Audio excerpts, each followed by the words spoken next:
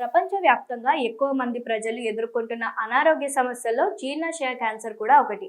ప్రపంచంలో అత్యంత సాధారణ క్యాన్సర్లలో జీర్ణాశయ క్యాన్సర్ 5వ స్థానంలో ఉందని, మహిళల్లో కంటే ఇది పురుషుల్లో ఎక్కువగా వస్తుందని వైద్యులు చెప్తున్నారు.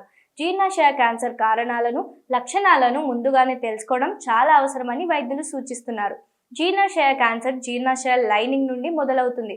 గుండెలో మంట, యాసిడ్ రిఫ్లెక్స్ వంటి వాటిని జీర్ణాశయ క్యాన్సర్ ప్రారంభ లక్షణాలుగా చెప్పవచ్చు. అలాగే ఈ క్యాన్సర్ ప్రారంభ దశలో ఉన్నప్పుడు మింగడం కూడా ఇబ్బందిగా ఉంటుంది. ఈ పరిస్థితిని డిస్పాగియా అంటారు.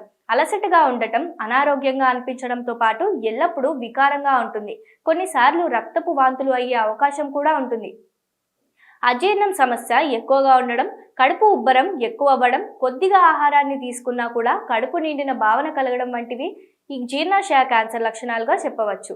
అలాగే జీర్ణాశయ క్యాన్సర్ ప్రారంభ దశలో ఆకలి లేకపోవడం, బరువు తగ్గడం వంటి వాటిని కూడా చూడవచ్చు.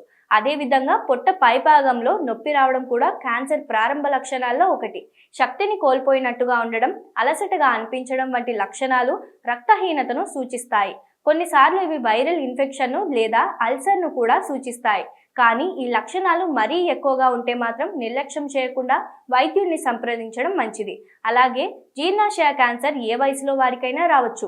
50 ఏళ్లు దాటిన పురుషుల్లో ఈ వ్యాధి వచ్చే అవకాశం మరింత ఎక్కువగా ఉంటుందని వైద్యులు చెప్తున్నారు. హెలికోబాక్టర్ పైలోరీ అనే బ్యాక్టీరియాతో వచ్చే ఇన్ఫెక్షన్ దీర్ఘకాలం పాటు ఉంటే జీర్ణాశయ క్యాన్సర్ వచ్చే అవకాశాలు ఎక్కువగా ఉంటాయి.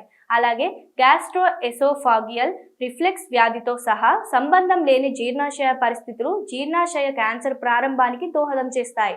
జీర్ణాశయంలోని పొర దెబ్బతిన్న తర్వాత వాపుకు గురైనప్పుడు గ్యాస్ట్రైటిస్ వస్తుంది. ఈ సమస్యను అదుపు చేయకుండా వదిలేయడం ద్వారా ఈ పరిస్థితి క్యాన్సర్గా మారే అవకాశం ఉంది.